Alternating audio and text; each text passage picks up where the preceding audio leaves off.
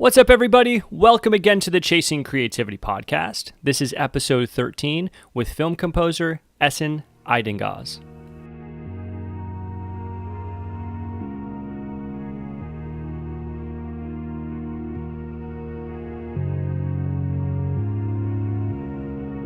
Today's episode is with Esin Aydingoz.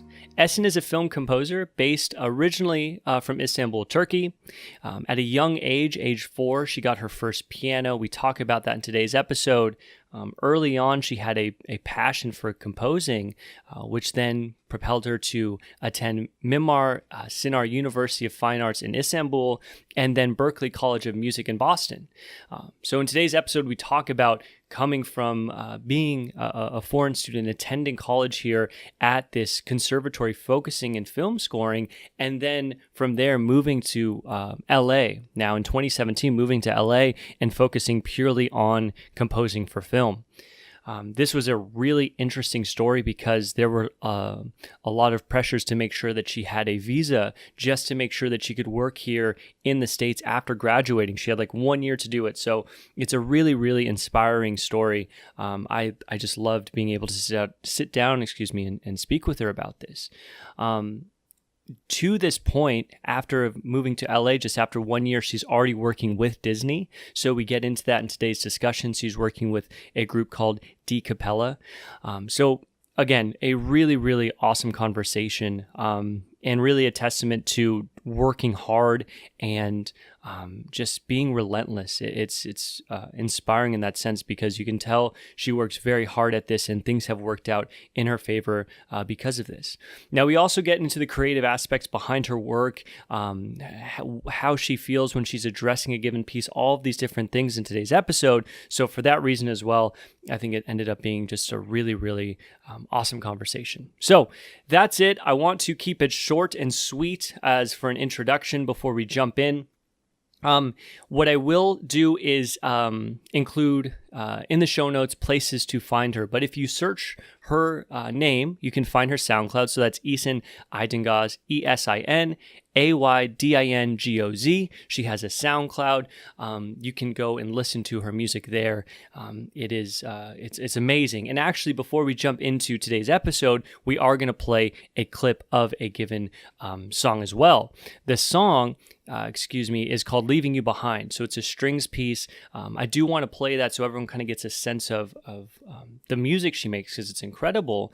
But this was written for her family as she was leaving Istanbul and coming to study here in the States. So it's a beautiful piece, and we talk about it a bit in today's episode.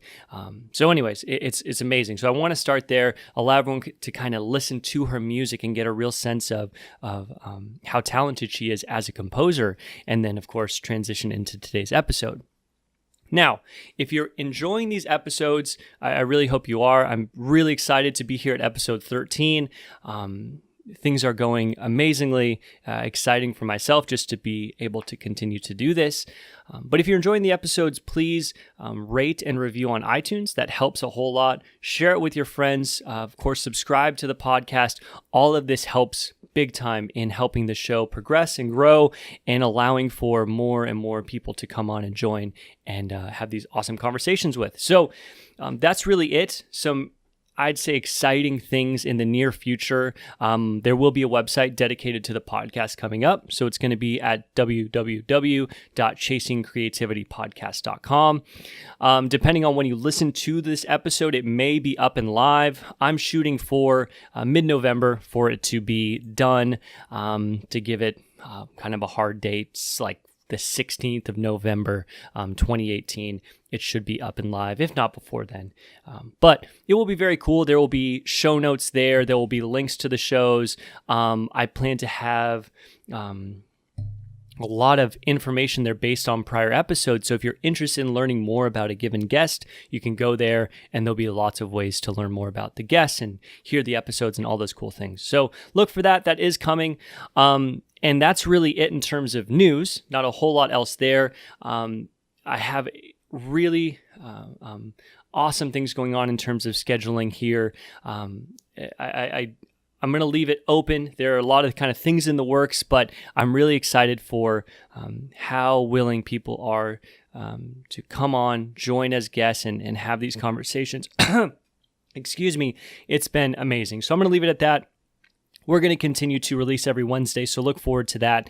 And I think that's it. That should be just about it. Everything I want to cover. Again, go show some support to Esin. This was very cool that she was willing to jump on and have this conversation. So go check out her SoundCloud, listen to her music. We're going to play a clip here and then just jump right into the episode. So I'll speak with everyone again soon.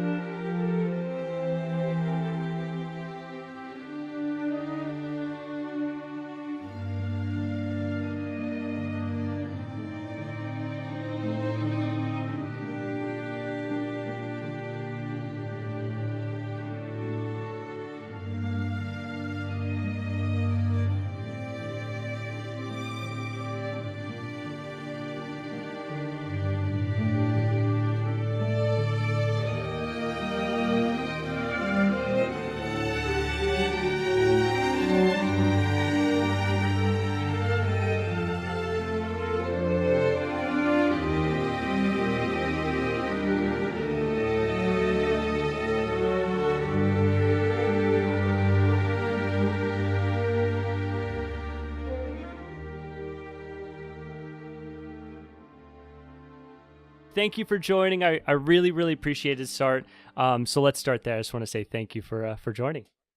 Thank you for having me. Yeah, of course. So, a lot of the episodes so far, this is becoming a trend, but, I'll reach out to people on Twitter or Instagram, and I came across your profile looking for someone who has done some film composing. So, so I saw your profile. I saw that you've done quite a bit, and I saw that you actually are born in Istanbul, right?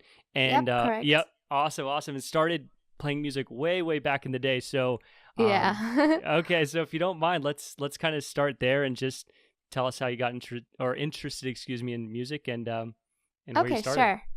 So I don't know if that's the thing in US, but in Turkey, like if you get the same newspaper every day, there's a specific page of the newspaper that if you collect enough of them, you get kind of like a prize. It can be an encyclopedia, it can be like a bike, anything.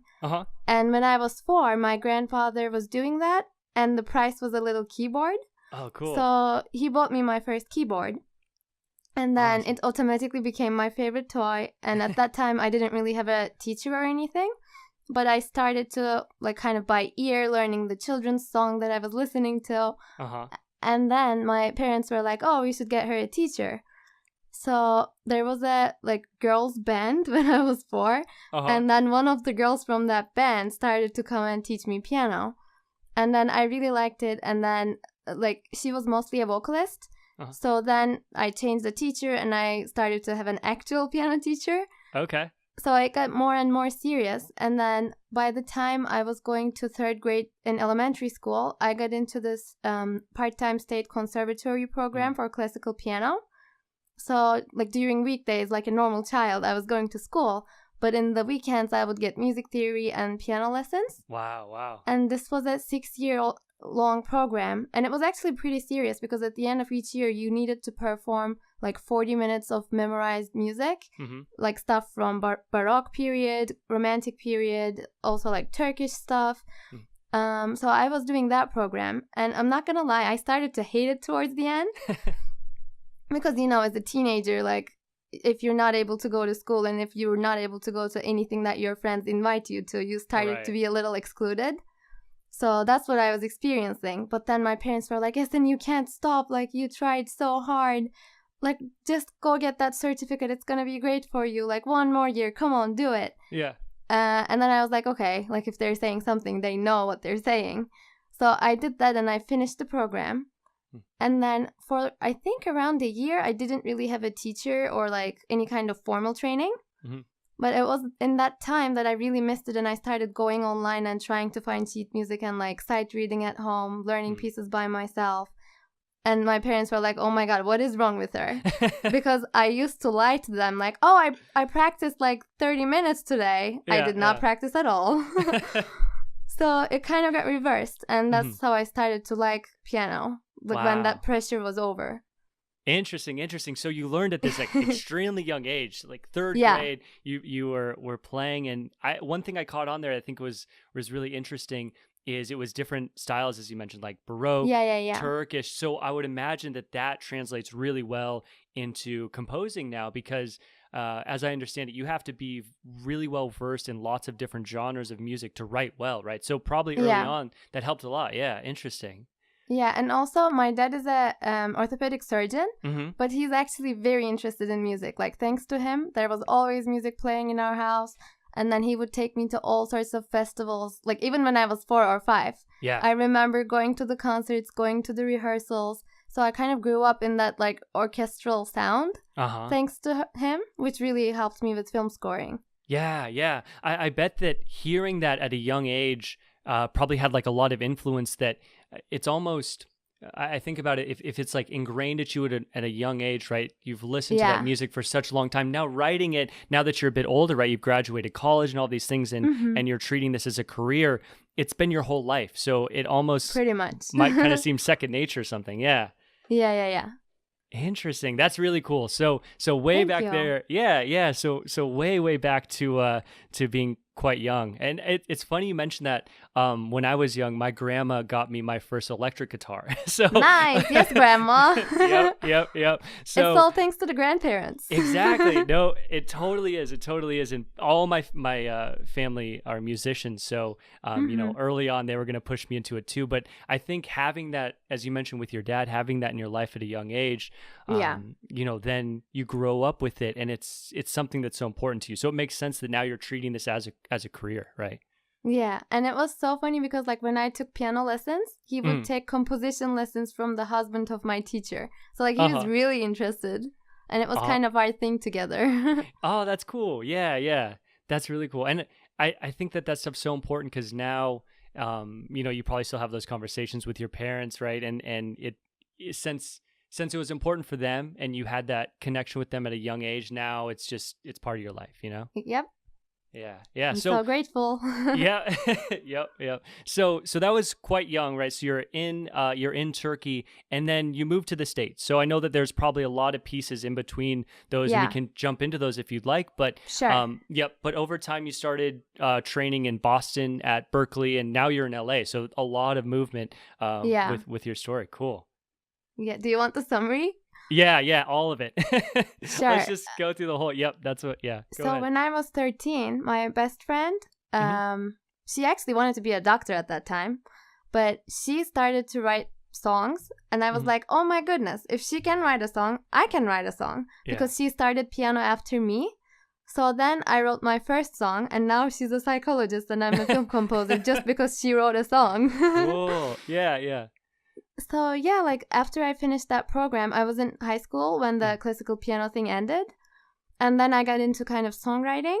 And when I was in high school, I did 2 songwriting contests in Istanbul. It was like a contest among high school students. Yeah. And the first time I got the second prize, and then the second time I got the first prize. Wow. So I was like, oh, like maybe I should take this more seriously. Like I'm having a great time doing this, but maybe I should think of doing it as a career, you know? Yeah. And then I got interested in Berklee's 5-week summer performance program, which was the first time that I would leave my parents for such a long time and do something crazy. But it ended up being beautiful. I was 16 years old, and then basically like ever since I found out about the program, I started living on Berklee's website. Like my friends would be on Facebook, I would be on berklee.edu. Yeah. So I pretty much knew everything about Berklee before even I went there. And my parents were kind of sad that I was really willing to go because my mom knew that it wouldn't just be a summer program and I would fall in love with it and I would love to come back for college. So it was a little tough at home, but they were very supportive. And then so I did the program, and then my parents came for the last week because there were a lot of shows and concerts and stuff. So they wanted to watch me, and then they wanted to like do touristic stuff in US. Yeah. then what did I do? I'm trying to think. Yeah, then I came back to Turkey. All I could ever think of was Berklee. Like, I would fall asleep in history classes or French classes or whatever in high school, and my professors would wake me up, and I would be so sad because, like, in my dream, I'm at Berklee, and then I wake up and I'm in this high school again. Yeah. And then I applied to Berklee, and thankfully I got in. Mm-hmm. Wow. And I think No, then my real story started.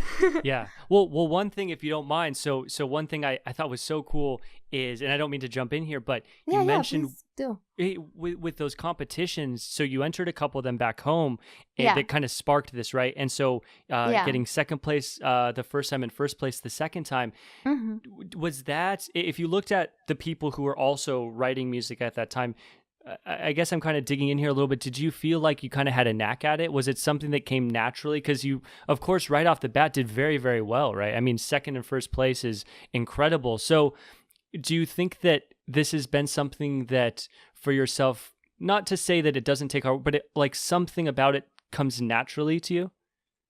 I think so, because like it's not like I had any composition lessons. I knew music theory and piano, but like I didn't know anything about writing lyrics. I didn't know anything about arranging and orchestrating, but it's very intuitive. Like it just comes to you, and it's so funny because I generally wrote music during my midterms or finals week because I tried to like procrastinate on studying, so I would find myself in front of my piano, and then like that's when the best songs came.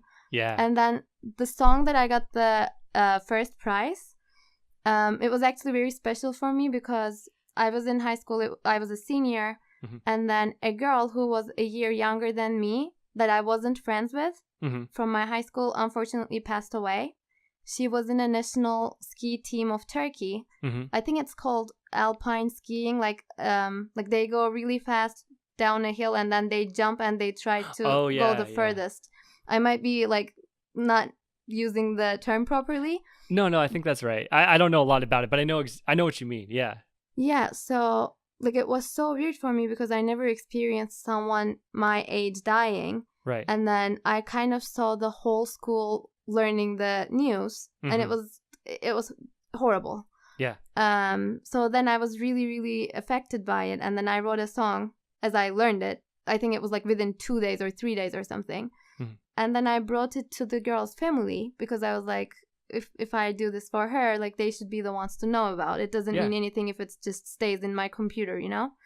And then they were super supportive because of course like they kind of want her to live forever. Yeah. So their reaction was amazing, and they actually later on got me to record it professionally and like got a professional singer to sing on it.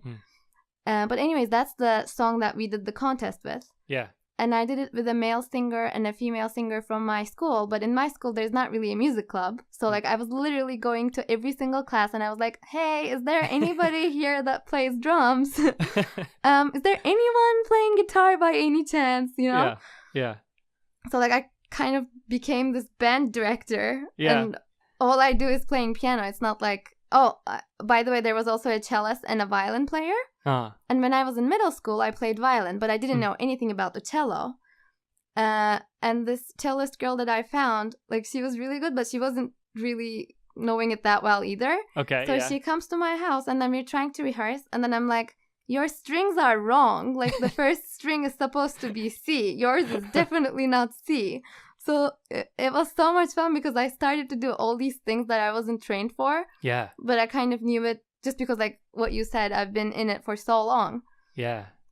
Oh, that's so interesting because, you know, like just kind of thinking about the story so far, since you had that exposure at such a young age, you know, I almost feel like all that exposure from your parents, from your dad, through music lessons at such a young age, that of course has to have some influence, right, when you start working on music. But then absolutely. But I do think that great writers, right, in music, whatever it is, electronic music or related to film or classical music, whatever, there's a difference, right? And I think that sometimes that can come naturally. And I think that in your story so far, it almost kind of presented itself at this point, right? So you didn't even know that writing music was something you could do, and then suddenly you're here working on these compositions, and it's kind of clicking. Yeah, it's cool. It's very cool. It's all thanks to my best friend. If she didn't write that song, we wouldn't be talking now. Yeah. That's funny. Another thing I wanted to jump into is you mentioned, you were at this time where you should have been studying, so you were kind of pushing things off into the last minute, and then that's when these songs kind of clicked for you as well. So this podcast, of course, kind of being around creativity, is that something you found when you're working on pieces too, that there's certain times that music flows really well when you're working on things, or anything like that? I mean, I know some people want to have pressure. They're like, so do you find if yourself... there's not a deadline, I'm useless. Like, yeah, it's really bad. Yeah, so you wait up until the last minute, and then just with that pressure, that kind of lets you almost get out of your own way, and then the music can come through you a little bit. Yeah, like I'm such a night person. I would say around 11 p.m. to 5 a.m. is when I'm the most creative. And I'm trying to become a normal adult. Like, I just turned 25 in August. So I'm like, how long will I keep doing this crazy lifestyle? Because, like, I'm not living with a time zone. Like, I'm definitely not on LA time zone. I'm not on Turkey time zone. I don't know what time zone I'm on. Yeah. That's funny. But across the board, so I make music as a hobby, right? So just for fun, and I have a full-time job, whatever. But all the people I've had on the podcast and people that I speak with as well, just as friends who work on music too, almost across the board, people say the same thing. They feel most creative in the evenings, like 10 to 5 a.m. as you mentioned. That's it. I don't know what that is, but that I actually hear come up quite often. And also there's something beautiful about the deadlines. So music is so subjective, and like there's no such a thing like, okay, this piece is done. Like you can always keep improving it. You can write another instrument, you can, I don't know, change the dynamics, you can keep coming up with ideas forever. Right. But when you have a deadline, like you have to finish it. Yeah. So that kind of limitation kind of gives you the opportunity to take in what's actually working and what's not, instead of just like keep trying and trying and trying. Yeah. So I think that's why I also tend to do stuff closer to the deadline, because if not, I would literally lose my mind. Just keep working on things, doing reiterations and trying to improve it. When you get in those spaces, do you feel like the song gets better or worse? Because I mean, like, if you can just keep reiterating and reiterate, because what I found with myself and other people who I've interviewed, if you have this time where you keep you work on something, and then okay, I can tweak it here, and then I can tweak it here, and I can tweak it here, and then suddenly 5 or 6 iterations down the line, it's not as good as it was as it started. Yeah, you are so right. I mean, I think that if I'm just working on my own and if I keep editing, it's okay. But if I'm trying to please someone, and if I'm like receiving feedback from someone, the more I edit it according to that person's taste, the more I'm kind of getting away from myself. Yeah.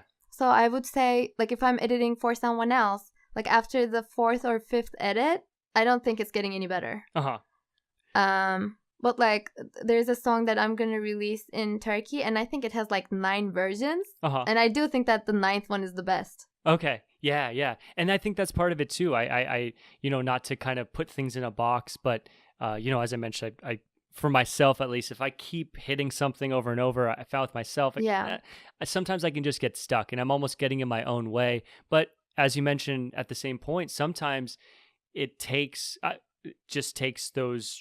reiterations, or putting something in a box and saying, all right, I'm not going to address it for 6 months. And coming back to it, and then a couple things you can change. You're like, okay, this is it. Now I get what I wanted to do with this. Yeah, totally. Yeah, it's a funny thing, and what you mentioned there a couple minutes ago about you can always add another component to make a song better. There's always things you can add. That's one reason why I love music and working on music as just like a hobby, is because I don't feel like there's a limit. There, you can always get better. There's always there's always a better song out there. So it's fun for that reason. There's no kind of end goal, if you will. Yeah. Yeah. So yes. Go ahead. Go ahead. Yeah. I cut you off. And also, for film scoring, with the low budget movies, you're trying to have an orchestra on your computer and try to make it sound as realistic as possible. So like, even if you're pleased with the composition and the orchestration, you can always add more details into the mock-up, which is something I hate dealing with. But yeah, like that's another portion of film scoring or like making music in general, that you also have to worry about the sound and not just the music. Right. Yeah. Yeah, that I definitely wanted to talk about today is when you're working on a composition for film, you have all these parameters that you have to kind of fit by, right? It's not just you're writing a song for yourself where you can evoke emotion through the music and that's it. You are playing into what's going on in the actual movie, right? In that scene, you're fitting the music to it, and you're also having conversations with the director and other people that have influence on the movie. So there's all these moving pieces. So exactly, yeah. Do you find that you like having all of those kind of parameters to work in? Is that something that like really interests you about composing for film? I mean, I just love that every single project is different because you're doing it with a different team, and it's like a different story, different feelings. So it never gets boring. And also, it's so interesting to see how people react to the same thing. For example, I just started co-writing with one of my friends from Berklee. We're in the process of forming a company. So we just worked on this one documentary called Memory Video. And it's about the last video store in US. And it's so funny because the ending credits, like I would think that it's the easiest one because you don't necessarily do it to picture, like it's just names passing by. But that was the one that was the hardest for us because our vision and the director's vision was a little different. And then like our first version I think was good, second was maybe better, I think third was best. But then he wasn't happy with it. So like we tried something completely different and he loved it, but we were like, no, the third one was so good. Please don't use this one. So like it's so funny how people react to your music. Right. Yeah, it's this whole group dynamic that there's going to be different influences. There's going to be what you think is best. There's going to be what they think is best. And at the end of the day, it has to all be agreed upon, which makes it really interesting. It's a whole different beast because like the music I make for fun, again, as a hobby, it's just I like make music on my computer, right? But it's totally open-ended and then I can show it to friends or whatever. It's whatever. But that's totally different. I mean, there's all these different people that have influence. So, so then a couple of things then. So say you have a new project, right? So it's if you're going to work on a film from start to finish, where do you find it's best for you to work? Do you like to kind of improvise on the piano because having that background in piano and violin, or how does that look for you? I mean, as a pianist, I generally do a piano sketch first. And then orchestrate around it. But I'm actually trying to get rid of it because then you always think like a pianist. And like other instruments can do so many other things that piano doesn't necessarily do. So especially like I don't know, woodwinds, it functions completely different. And now like I'm in the process of changing my workflow. And if I'm like writing for strings, I just want to write for strings, you know? And also it's very different for electronic music because like something that you write for piano doesn't necessarily translate to pads or like, I don't know, crazy dubstep stuff. Like yeah, exactly. Yeah, totally. But it's different for every project. Like I'm not like I have to start it on the piano. No, if I find a sound that really inspires me, and actually like it's sometimes better because you do something completely different than you would have done if you were to start it on the piano. Well, will you find yourself watching different clips from scenes that are going to be in that movie, or is it just based? And I apologize because a lot of this is new for me too, so I don't know. Oh no, don't apologize. Okay, no, well, because I don't know. Like, is the film there for you to watch and kind of view and say and get a sense of like what that emotion is you want to convey from it, or what does that look like? My favorite way of working is if I have the locked picture. Because like there are so many things that you have to hit with music or underline with music. For example, like if there's a car crash, if there's a kiss, if there's a door like being banged on your face, like you know, you have to kind of map the music like in terms of its form according to the story. So, and even if it changes a frame, it can change your job drastically. Or if they add in scenes later on, or if they cut stuff out. So if I have the picture from the beginning, that's the easiest for me because then I don't have to go back and edit. But it also yeah. depends go ahead, on sorry, the directors. Oh, no, sorry, I cut you off so No, much. no, it's okay. It's I okay. feel terrible. No. I jump in too much. Go ahead. For real. I mean, there are directors that bring you in from the beginning, and then just by reading the script, you start coming up with themes for the main characters or for the main emotions. So it's not necessarily that you have to start after having the picture, but like if you're doing more than ideas and if you're actually trying to hit stuff, you better have the locked picture, because if not, you will need to edit it again. Yeah, that I could see getting it would be so interesting if you were working on a project, right? And you had some working, music for a given scene. And then if there were edits on their end, or if they added something, as you mentioned, or cut something, then it totally changes what you'd be wanting to do with the composition. You have to go back and do re-edits. I could see that being very interesting. And now it almost makes more sense on big films, right? If there are lots of people involved and everyone's changing things, I can see it getting not frustrating. Like, it can be fun, but I mean, honestly, it gets crazy even with short films. Uh-huh. So I don't know how they handle the feature length films. Right. Because also the time code changes. And when the time code changes, like, I don't know, when you email with directors and when you talk about spotting, which is like to decide when the music comes in or when the music gets out, you always refer to the time code. But if the you should always be on top of what version of the film you're using from what date, because those emails have the time codes according to that one specific picture. If it changes, all the time codes change. And if there's like a single cut, I don't know, like in the 20th minute, everything after the 20th minute is gonna change. Yeah. Oh no. Yeah. You know? So like when communicating like within the team, it doesn't matter who you're talking to. Like, if you're gonna change music, and whether it be the director or the producer or like whomever, if you need to make a change, you gotta make sure like what kind of time code they're referring to from which cut. Oh yeah. I could see that getting interesting. And then you have to make sure that director that you're working with also it's important to have a good working relationship with that person, because I could see that having a huge influence on the success of that. I guess to take a step back, the success between you and that director or the team can either facilitate this great mesh between the picture and the music, or if there's bad communication and all these things and it doesn't fit quite well, it might come through in the music too, like the mix between the music and the film.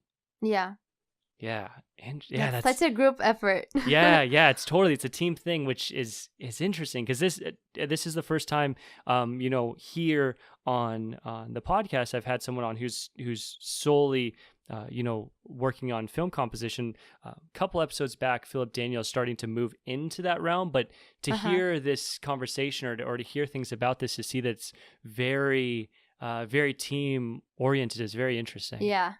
Yeah, cool. Well, so aside from this, so you were at Berklee, you moved to LA, and this has actually been pretty recent, right? This is like 2017, 2018 that you've been in LA. So this is all kind of a new chapter, right? Yeah. Exactly, yeah. So what's that been like so far? I mean, are you enjoying this big move? I would imagine being in LA, it's like the hub for film, right, in America, so it must be very exciting. I mean, I was so in love with Berklee, and I dreamed of going to Berklee so much. I was kind of devastated when it ended. Like, I never wanted to leave that place ever. But then I know that this is the best for me, because like if I stay in Boston, there's not much to do in terms of music if you're not going to teaching. Right. If you're not going to be teaching. So yeah, I moved right after graduation. It was May 2017. And then I did a lot of internships because I was in school with a student visa. And then like when you're here with the F1 student visa, you're not really allowed to work outside of your school. So when I was in school, I did some internships in Boston. And then I also applied for some in LA, but I applied so late that they accepted me for the next year, which was the year that I graduated. So I came here, I did a bunch of unpaid internships. I assisted some people, but I wasn't really happy at the beginning, to be honest. Because like I did 2 majors and a minor at Berklee, so I'm like, oh my god, I'm ready for this world, I'll go make some music. And then I come here, and in my internship I'm like cleaning the kitchen, answering the phone calls, like not doing much about music, you know? Right. So I was a little disappointed at the beginning. And also all your friends, like everybody's trying to make it. Yeah. So you have less time for each other, or even if you are like hanging out, it's never the same because like everybody is under some non-disclosure agreements and they can't really talk about what they're doing. And these people whom you've been sharing stuff with for the past 5 years and you've been sharing everything, now it's suddenly like a little weird because you guys are all applying to the same jobs. You're not really allowed to talk about stuff. And I'm such an open person, so like I kind of don't like it. So the beginning was hard. And then my biggest dream has always been writing music for Disney Pixar animations. Yeah. So even before I moved here, 1 year before I moved here, I actually visited LA for 10 days to see if I would like it or not. And before coming, I found people from LinkedIn, mostly people who went to Berklee and then worked for Disney or still work for Disney. And I also found, of course, some other Disney people who have nothing to do with Berklee. Yeah. And I not even emailed, so I don't have LinkedIn Premium, so I can only see their names. I can't really message strangers if I don't have mutual connections. So I found all these Disney people on Facebook Messenger, and then I messaged them. And I think I probably reached out to around 40 to 50 people. Wow. And at that time, only 2 or 3 of them write back. And the 2 were so nice. They invited me to the Disney lot in Burbank, and like we had food together. They showed me around. It was beautiful, but like nothing came out of it. And then I completely gave up on it because I'm like, okay, like I'm just a beginner. What am I gonna do? Like I need to do more stuff so that they take me seriously. And then I was having a horrible time in LA, like trying to get used to this life here, which I didn't really like that much at that time. And then one day I wake up to this message like, are you in LA? It's from a random guy. I'm like, what does this even mean?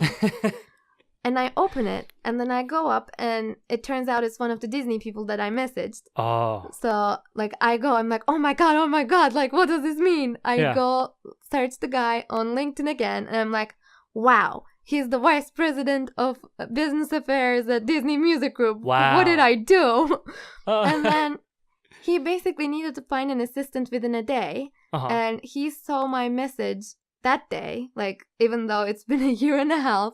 Yeah. So it's like a miracle. Wow. Yeah. So that's basically amazing. he got me an interview, and then the next morning I got an interview, and then I got the job. So now I'm working for Disney. Oh my gosh. That's a good day. Yeah, that was the most beautiful day of my life. That day, and me getting into Berklee, and me getting the artist visa. Those 3, they're huge.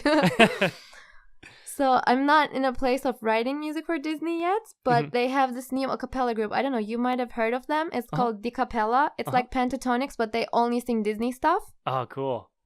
And I became their music assistant. So I do all the sheet music. I prepare audio recordings for the singers to rehearse with before they come to LA, because of course not all of them are from LA. Right. I music direct if the music director can't make it to the rehearsals.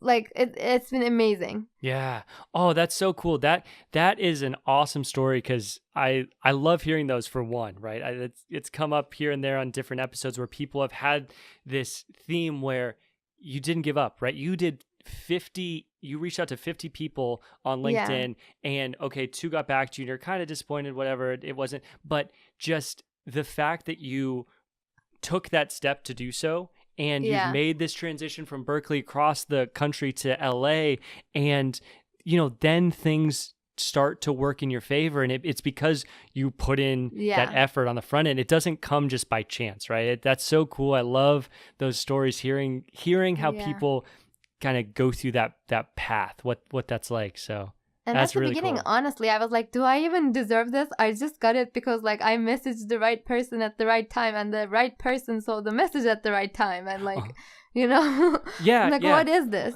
But then again, like, oh, sorry, I cut you off again. No.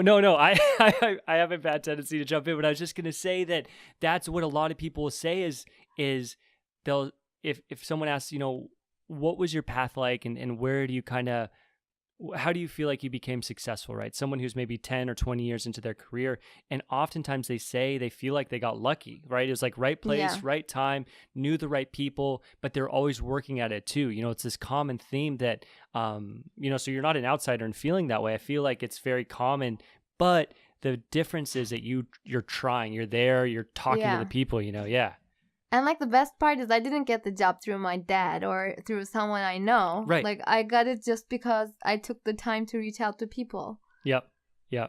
Oh, that's so cool. Yeah. That is so cool. That's so cool. I still can't believe it.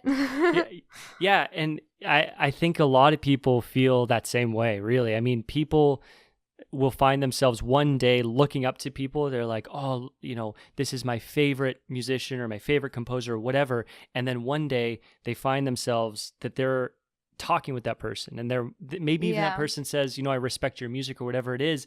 And it's always that they always say they feel like it's incredible. They're like an outsider or whatever. And it's just, that's part of this whole thing. We're all just humans, we're all just doing this thing. And oftentimes we look kind of up at people that have done it for 10 or 20 years or whatever on kind of a pedestal, whereas they were in your same shoes 20 years ago, That is true. I cannot picture them that way, but they really were. Yep. That's so cool. So then, so you say your dream is working on music for Disney and Pixar. Are there some in particular, some movies or some compositions that stick out in your mind that like that's the one that you just absolutely love? I think I'm just the biggest Alan Menken fan. He's the person who wrote music for Beauty and the Beast, Aladdin, Hercules, Little Mermaid. Oh yeah. I just love him. Yeah. And so when I was 7, my parents took me to Orlando to Disney World, and even though I was just 7, I remember that when we were leaving the park for the last time, like I looked at it and I was crying a little, and I promised myself I would work for Disney. Oh, cool. Because like I had the happy childhood that I had, because like you have all these wonderful movies that always keep reminding you, like, if something is not right, it's not the end. Yeah. The ending will always be happy, and it'll work out. Yep. It's gonna be fine. You're not alone. So I don't know. I was always very positive, and I think Disney has a huge part in me being positive. Mm-hmm. So I kind of want to do the same. Like I want to take part in creating the happiest moments for children from around the world. Oh, cool. Oh, that's so sweet. Yeah, that's awesome that you knew that so early on. You promised yourself you wanted to do this, and now look, I mean, you're here. That's so cool. Yeah, I'm grateful. Yeah. Oh, that's amazing. That's amazing. So, then a couple things I kind of was thinking about is as you were mentioning a couple of these things, but when you moved to LA and you found that everyone's so busy, right? Because they're trying to get internships, they're trying to find jobs, right, on a some movie that has funding, et cetera, whatever it is. Mm-hmm. I guess the thing that kind of popped in my head is, what about like independent, like all those people that are looking for things to do? Have people just gathered together and said, hey, we're all looking for something to do. Let's just come together and make something, and it'll kind of showcase all of our different abilities. And that way we're progressing, we're working on these things as well as we're looking for, full. Does that come up often? It comes up, but not when you first move, especially for an international, because to be able to get the artist visa, you have to be working on distinguished projects. And if you just start a new company in your first year in LA, because you only have 1 year to apply for the artist visa. Once your student visa expires, the government gives the internationals 1 year of a working permit. I mean, you can't be a waitress or you can't do anything else outside of music, but you can do anything with any company as long as you can justify it with your studies. Okay. So I don't know the mindset of the Americans, but all my international friends, like we were trying to meet with people who can sign our recommendation letters. Right. We were trying to work for people that would have worked on like prestigious movies that went to film festivals, because that's what you need to apply for the visa. You have to get really, really distinguished contracts and like letters, and press about yourself, press about your bosses. So when I graduated, that was my only thing that I was thinking of. Like, I'm not even in the creating mood. Right. I was just like, okay, I have to get these things done first if I want to stay here, which I really do. Yeah. So like now that I have the visa, I got the visa in June. Now I'm partnering with my friends so that we're not anybody's assistants anymore, and we're just like writing our own music with our own name. Because in film music industry, it's really sad. Like generally the biggest composers, like even if they have a giant team, you never know the names of the people in the team. Oh, the team. Yeah. Yeah. So I was like, I want to do things with my own name. Like Right. it's going to be, of course, smaller movies at the beginning, but hopefully eventually it'll get bigger with time. Oh, that's so cool. Yeah, I love that because I almost think that there can be kind of a shift because now, one, we can sit at home and make music on our computer, right? You can have with Contact and all the libraries that pull in with Yeah. Contact, you can have an orchestra on your computer, you know? So the technology is changing. So I what I hope to see is that you and other people have the opportunity to do it yourself almost and work with like directors who are in the same boat. They just need someone to produce the music, but they don't have a huge budget or whatever. And then everyone can kind of come together and work on these projects. And then you can distribute on the internet for free, right? And so you can get recognition almost for free. And then if you put in the time and it's quality work, which it is, you know, when you work hard on something, people will watch, you know, and people will listen. You know, and that's with very like cool. Hulu and Netflix and all these other streaming services, like right now there are more composers than ever. Yep. There are more filmmakers than ever. So Totally. like there are more opportunities than ever. Yeah. Oh, I love that. Yeah, I love that the door and the same. So I'm more interested in electronic music, right? But it's the same thing. There are so many electronic producers now because you can make the music in your bedroom, you can put it out on Instagram, right? And it's the same thing there. It's so cool that way because you can look at it a few ways. You know, I like to look at it as a positive. It's like everyone has opportunity now and there's more content, but there's more people listening and watching too. Yeah, for sure. Yeah. Oh, that's cool. Well, yeah, I you know, so I did undergrad here in Arizona, and there was a lot of international students in the program I was in, and it's frustrating to see that people would have trouble working after school. I mean, that's a whole other topic, but I'm glad that worked out for you, and it's frustrating that it had to be. I mean, there was a lot on the line there, right? To that needed to happen to make everything from here work out. So yeah. And it's really stressful because like 1 year is not enough to really prove that you're an artist. Like how can you move to a new city, like a brand new life? Right. You don't know anybody except for people your age who also move here with you. And I think it's really, really hard because also even when I was in Boston, like anything I did outside of school doesn't count because I wasn't allowed to do anything outside of school. So I didn't do that much like outside of school anyways. Yeah. I did some stuff for Turkey like during my breaks and stuff. But that was pretty much it. So you really have to build that portfolio in 365 days. So go.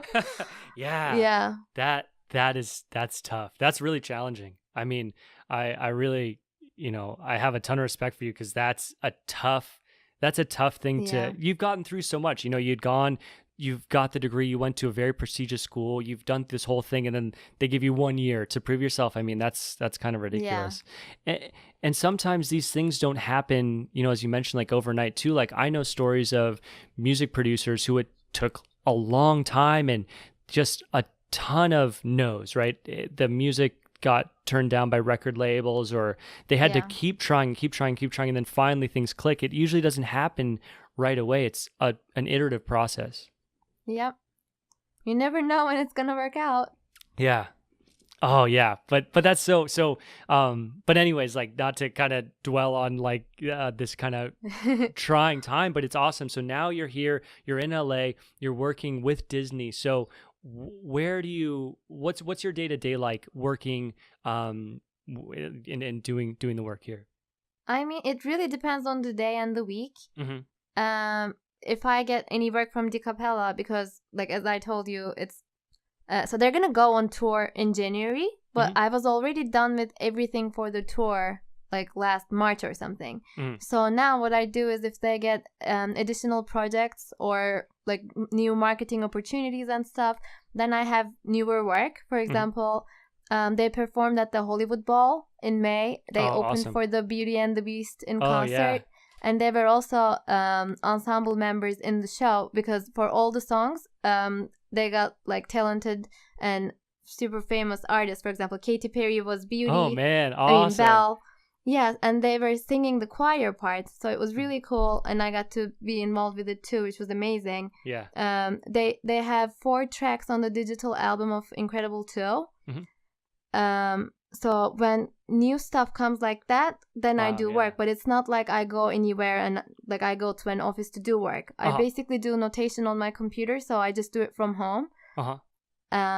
Oh, that's very cool. I wish I had. That's awesome. It's really, really, really, really cool. I just wish I was doing more of it. Right. So that's kind of part of this whole thing too, right? So it's amazing that this opportunity has presented itself. At the same time, are you kind of looking for, is it a balance of looking for other projects too, because you want to kind of make sure, what does that look like, I guess?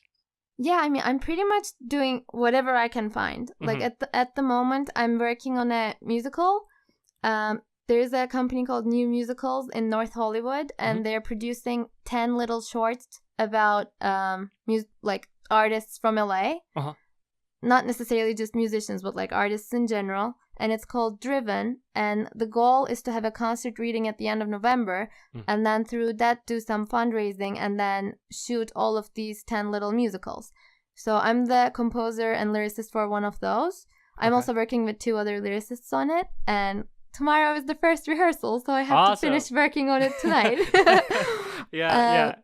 Procrastinating and last minute deadline stuff. So I've been working on that, and then I just finished 2 documentaries, one with my new partner that I told you about, who was also from Berklee. His name is Adam Traster. He's wonderful. And I also collaborated with a Turkish composer who worked on a Spanish documentary. And that was really hard for me to work on because as a person who fell asleep through all history classes in middle school and high school, the week that I came back from Turkey to LA, and it's like 10 hours of time difference, so the jet lag is real. Yeah. Oh, yeah. I was doing a history documentary, and I was like, I don't even know how I managed to not fall asleep and finish it, but it worked out fine. Yeah. I'm arranging and writing songs for a Turkish artist. We will be working on a short video game. So it's like whatever we can find. Yeah. That must be very interesting, kind of framing it from like a creative view, right? Because all the projects are different. So you're finding yourself with a lot of different things to work on kind of at once. And all of the projects, the sound needs to be fitting for what the project is. So do you enjoy that, having kind of to juggle different maybe themes, if you will? It's so refreshing.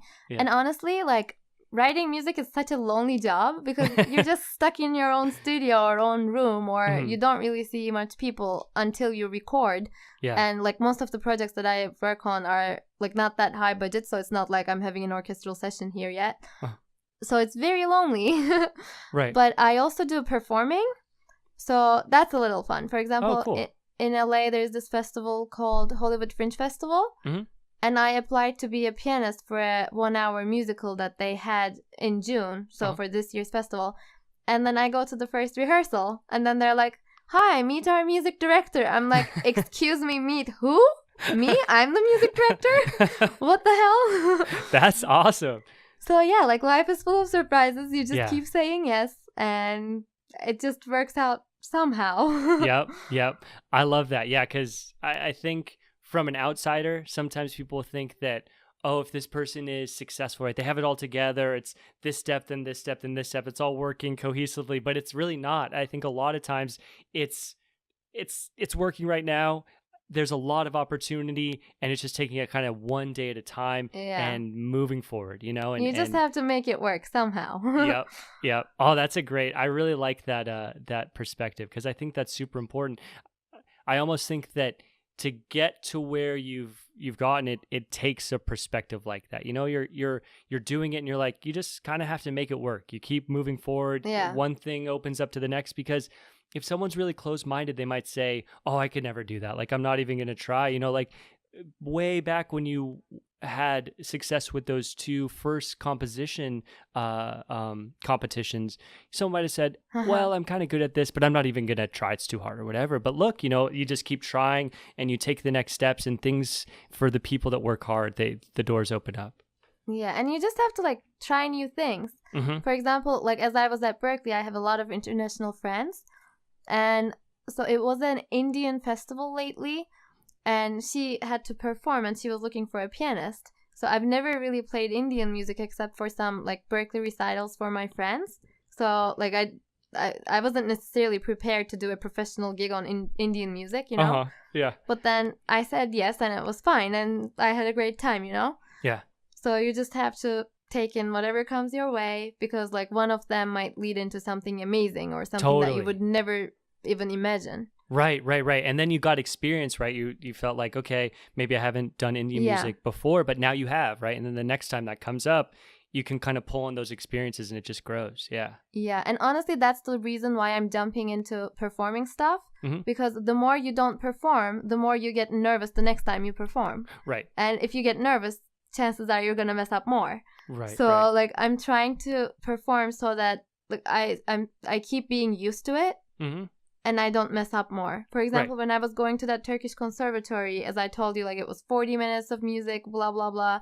So it was very serious, like in terms of playing and technique. Yeah. And ever since I started writing this much, I'm not really practicing piano. So of course my technique is not as good as it was before. So even though I was comfortable performing by myself for I don't even know how many people, like I don't know, hundreds of people, just on solo piano, I don't think I would be comfortable doing it now, because at Berklee I got so used to performing with people. Yeah. And when I'm with other people on the stage, I'm not as nervous, because it's not like all the attention is on me. Right. And like if I mess up, someone else will help me out, you know? Yeah. And it's the same for them. So like now I'm not capable of doing something that I was able to do before. So now I'm trying to keep performing so that I won't become like that with performing in general one day. Right. Well, I think that perspective too, just kind of from an outsider, to see that, you know, you're very introspective, right? You see that you're like, okay, if I can do this, I'll get better at it, and I can put myself kind of in a challenging position. I know that if I keep doing it, I'll get better and better. And I mean, that's kind of the recipe, if you will, for being successful. It's just kind of putting yourself in, and I mean, I'm saying this just from like looking at other people, like other successful people, because I just do this podcast as a hobby. I work a corporate job, so I just mean like looking at successful people. But it's always that theme, right? They just put themselves in kind of challenging, where they feel a little bit out of their comfort zone, and then suddenly you're growing and you're getting better and better. Yeah. We should do a podcast with you. I want to change the roles. No. I don't know. No, I'm not. So I'm honestly, so I played music my whole life. What's your guitar, right? Yeah, guitar and piano. So actually, it's a funny story. My mom's a pianist. My grandma's a pianist. My mom's also an opera singer. My dad's an opera singer. My family's extremely talented as musicians. My dad studied at Juilliard. Now I'm intimidated. Glad you didn't tell me in the beginning. No, but here's the thing. No. But they have these incredible voices, and I can't sing. Like, I can barely sing. I can't sing at all. We're on the same boat. Yeah, they all my family thought they were gonna birth this like crazy opera singer, but it didn't happen. So, but I've always loved music, and I became more interested at a young age with my mom kind of pushing me into piano. I didn't like it either, but I loved writing for myself and being in like metal and rock and roll bands right early on. So I picked that up and I ran with that. And so I've always been more drawn to the composition rather than performing, because I never liked singing in front of people. I hated it, actually. Whereas my family would perform in front of people all the time. So I feel much more comfortable writing music like on my computer or just kind of for myself. Yeah. I love that. And I'm like, it's super addicting, and I'm sure you feel the same way when you're sitting at, if it's Pro Tools or Ableton or whatever, and you can just get lost in that for hours and hours and work on songs, and it's an addicting feeling, So that's what I found is like a hobby for myself, where my day job is in it's like I work for a software company, so it's totally unrelated. So that's cool though. Yeah, it's fun. It's like if I didn't have the outlets like music and podcast, like I love this podcast too. If I didn't have these two things, I wouldn't be like, it allows me to really kind of be fulfilled holistically with all the different things I have. If I just had if I was missing this piece, something would be missing for sure. So it's cool. Got it. So there's me in like 3 minutes or 4 minutes. We need more. You No. almost sounded like a film composer when you were talking about Ableton and Contact, and I was like, is he kidding me? No, I like, so I should have made this a little bit more clear. So I work on music quite a bit. It's purely for fun. Like, my goal with it is to continue to do it as for my whole life, and I want to have like a home studio that's just like I put a lot of money into, but then that, like, because I'm working, right? So I can have money to do it one day, right? So, but just as like purely a passion project, and allow it to kind of be this thing where I can kind of get away and work on music, and I want it to progress, and I'll release music and stuff, but I don't know. For where it sits right now, it's cool. But when you mentioned that you get to work on these projects and you do them from home and you're working on your computer, okay, that's pretty freaking awesome. I would not be upset with that life. Yeah, and it's also good to keep it as a hobby, because like now I don't really have a hobby. Like, I'm doing music 24/7. So when I meet with people and they're like, okay, but like, what do you do? Like, what do you do in your free time? I'm like, I'm quite boring. I just do music. I don't have much to tell you. I'm sorry. Right. True. But I will say, so it's funny. One reason why I've kind of picked up music, I played music when I was really young. I picked it up and kind of dropped it at different times in my life when I've got busy with other things. But when I started interviewing at jobs, they'll always ask, what do you do for fun? And I found myself saying, oh, well, I like to watch movies. I'll go to the gym. It's like, it's not even a real answer. And I was like, this is depressing. Like, but the thing is that's different for yourself is music has been your passion for your life. So I think it's amazing that this thing that you love, you've really dove 100% in, right? I think it's commendable that, this is what you do. Yeah. Yeah. And like my grandparents said that, why don't you have a normal profession first? And then if you're still interested, then you go to a music school. And I'm like, why would I waste 4 or 5 years of my life on something that I know I don't want to be doing? Right. Oh, I totally agree. I mean, that's what my dad always said. He was this musician, right? He traveled, he performed all around the world, and then he was a professor at the University of Arizona. And so, I mean, he'd done it, and it was funny because I was like born to, like, music was in my blood, and he didn't really want me to be a musician.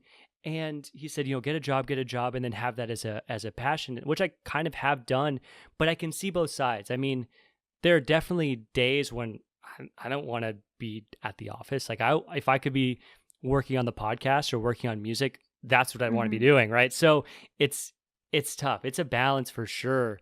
Yeah. And I think it's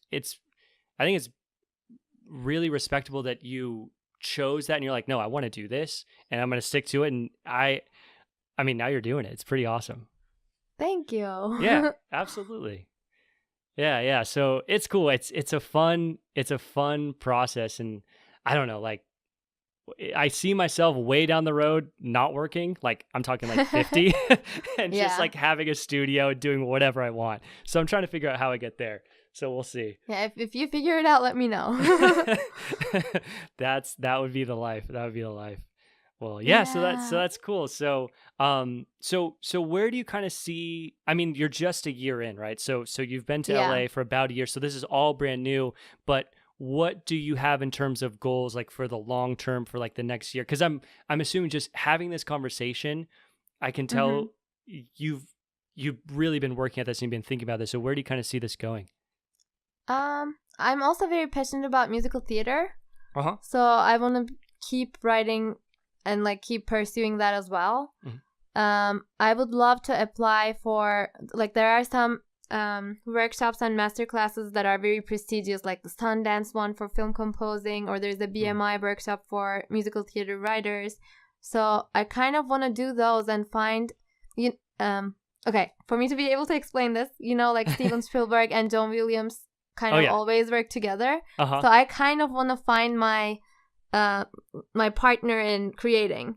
Cool. Like, not necessarily in music, but like my dream partner of filmmaking, or like I might have actually found my dream musical theater writing partners, but like I want to find those people that I will succeed with and that like there are never ego problems, or like it's always fun to create with, and you can always count on each other. So like I'm in the process of building my family in LA. So like I wanna keep doing that, and then I want my music to be heard like around the world in general, so not just in Turkey and US. I would love to write for dance performances, for circuses. So like even though I'm doing film composing, I'm not necessarily thinking that I will only write for film and nothing else. Like there's no such a thing. I would love to pursue concert music, or if I'm sure there's gonna be like new sorts of music related media in 5 years, 10 years that we don't know of now. Right. Yeah. But I would love to be involved in all of that and keep being as versatile as possible. Yeah. That's super cool. Yeah. So you'll of course be surrounded with music, right? So music is going to be centralized, whether it's music theater, film, or other kind of paths, as you mentioned. But definitely just kind of take it day by day and grow and see where it goes. Yeah, and also right now in LA, there's this musical Dear Evan Hansen that's on the US tour, and the guitar player for this national tour is one of my friends from Berklee. Oh, cool. So I was talking to him, and it's a great job because you only play like 3 hours a night, and then you're free the rest of the day. So I always thought like I had to pick between piano and composing, and I kind of picked composing, but I can also do them both. Like if the playing is only at night, I have all the day to write music. Yeah. So I think I will try to get back my performing chops, and then I will apply to be a musician in a pit orchestra or something, because I would love to tour. Yeah. That's cool. Yeah, that's super cool. So and you know, now with technology, of course, if you were touring, you could feasibly still write, you know. I mean, if you had I mean, you have the computer with you, right? I've done that when I've had to travel. I'll open up my laptop. It's not as I've even traveled with like a little MIDI. I had a tiny MIDI controller. Yeah, like I'm the same. I have one that's not thick, so like it actually looks like a computer keyboard, but it's a music keyboard. So it's like 3 octaves. It's perfect. I mean, of course, if I have my real piano, I would never use it. Right. But it's great for traveling, and like I've done that whenever I visit my grandparents in Turkey. They live in Ankara, so they're not in Istanbul, and like they don't have Wi-Fi, you know. So I go with my little keyboard, and then I keep creating, and it's so much fun. Yeah. Oh no, that's awesome. It's funny that you know, there's those commonalities, because I've totally done the same thing. Like I've put my little MIDI keyboard in my backpack, and it's fun. Like, and you almost, I like it too, because one, I've done it a couple times, right? But when you're working on it, I think the music is a little bit different because the setting's totally different. Like you're in a new place, you've been traveling, you just work differently. It's cool. Yeah. Like the only problem is I'm kind of too used to having 2-3 screens. So when you're traveling, you just have your little computer screen. Yep. Which is not ideal for working on film, but still it's doable. Right. Yeah, that's funny. Yeah, because I have I have like one big one, and it's really annoying me. I want to get a second one because I can see, and especially if I was on my laptop, it's tiny, right? So I can barely see it. And then I was usually just like opening the MIDI keyboard and playing out chords. So it's interesting that way, because I think the creative process changed a little bit for that reason, right? If you're only confined to working on like in the key piano roll or whatever it is, right? Then it's going to change a little bit whether you have the ability to play keys, because you know, I've known producers, they don't play on a keyboard at all. Like I don't get it. Teach me how to do it. Oh yeah. No, I think you're probably the same way, since playing piano, you have to play. I mean, you play, you hear things catch your ear. I'm such a diva. Like I have this 88 key, like normal big keyboard, which is a piano size. And if I'm working with a 4 octave or 5 octave one, like even if you take one key out of this, I'm like, no, I cannot work.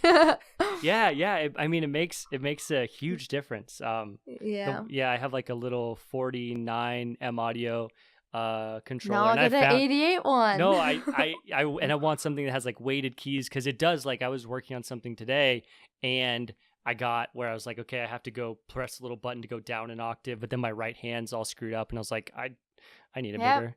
Yeah. Yes, you do. Yeah. That's another thing, is working on music can cost a lot. Like it can be very cheap, but it can also cost a lot of money. If you want to have fun with it, you're like, if you want to do it on a professional level, it's not cheap. yeah, because then from there it really comes into all the preamp stuff, right? So like you're running through preamps for everything, and those can get really, really expensive. Yeah. See, that's something I haven't played with at all. Everything's in my computer, and I use VST plugins and stuff, but the real beautiful sound can come through all of those, like what they're recording through, right? And then it's like, it just takes it to the next level. Yeah, and like the better quality sound libraries you have, like the bigger sizes they are, so then you need a better computer because it just doesn't work properly on your little laptop. Yep. So yeah, like it you can always get better. So yeah. No, I've found that. I mean, I just actually upgraded my computer because my laptop wasn't. Yeah. So I built it myself, which is really cool, and the laptop just wasn't keeping up. And now I find myself just wanting to get more and more contact libraries. So I'm like, well, it works really well now. Go for it until you need another computer. Exactly. But hey, Black Friday is coming. I know, it's true. Yeah. So there are always things. I'll probably actually end up getting a new monitor for. I still kept one of my computers. It's in a different room. So now I need a monitor for that computer. So it's like there's always stuff to buy. Yeah. But yeah, so I mean, I can't really say how much I do appreciate you coming on and doing this because I love it. Awesome. Yeah. So thank you so much. Of course, and it's always a little, as I mentioned at the beginning, so funny to reach out to someone you've never really spoken with and say, hey, do you want to talk about music, creating music, all these things? But it always seems to work out really well. Hey, it's 2018. I even met my Prince Charming online. So there you go. Yep. You're fine. Exactly. I met my girlfriend online too, actually. So Bumble? Tinder. No, I hate Tinder. I know, it's funny. Like Tinder's like obviously known for being like the hookup app, right? But we met almost 4 years ago on Tinder and seemed to see. We were actually before Bumble, so there's no Bumble back then. Yeah. Yep. So yeah, it's remember. Cool. Yep. But yeah, so one thing I do say too is if down the road, 6 months, a year, 2 years, whatever it is, if you want to do this again, I'd be happy to do so. I mean, I thought this was such a cool conversation, hearing your story. Thank you. Yeah, totally. Always welcome to do okay, something. I'll try to do great stuff so that I'll have more to tell. Exactly. And when I do, I'll let you know. Yep. Awesome. Perfect. I like it. Well, thanks again. Thank you.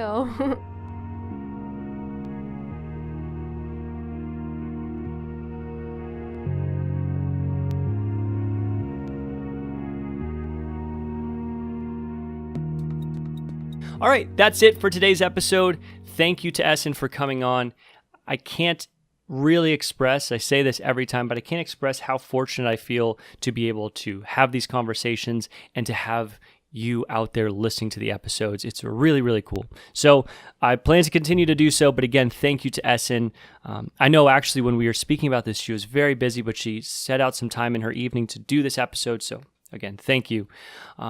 That's it. Go check her out. Find her on SoundCloud. Again, Esin Aydingoz. That's ESINAYDINGOZ. Check out her music there. Show your support. Aside from this, of course, more episodes are coming.